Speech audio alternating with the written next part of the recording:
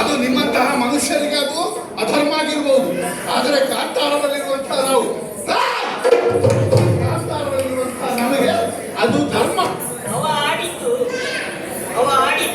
ಮನುಷ್ಯರ ಅನುಸರಿಸುವ ರೀತಿಯಲ್ಲಿ ಮನುಷ್ಯನಿಗೆ ಅಧರ್ಮ ಅಂತ ತೋರಿದ್ದನ್ನು ನೀನೇ ಅಧರ್ಮ ಅಂತ ಹೇಳಿ. ಮನುಷ್ಯನಿಗೆ ಅಧರ್ಮ ಅಂತ ನಮಗೆ ಧರ್ಮ ಆಗುತ್ತದೆ, ನಿಮಗೆ ಅಧರ್ಮವಾಗುವುದು. ಕಾಡಿನಲ್ಲಿ ದನವೊಂದನ್ನು ತಿನ್ನುವುದು ಹುಲಿಗೆ ಧರ್ಮ ಆಗುತ್ತದೆ. ಹಾಗೆ ಅಂತ ಹೇಳಿ ಮನುಷ್ಯರಿಗೋ ದನಗಳಿಗೋ ಅದು ಅಧರ್ಮ. ನಾನು ನನ್ನ ಮಟ್ಟಿನಲ್ಲಿ ಹೇಳುವುದಾದ್ರೆ ನಾನು ಧರ್ಮ ಮಾರ್ಗದಲ್ಲೇ ಇದ್ದೇನೆ ಹೇಳುತ್ತೇನೆ.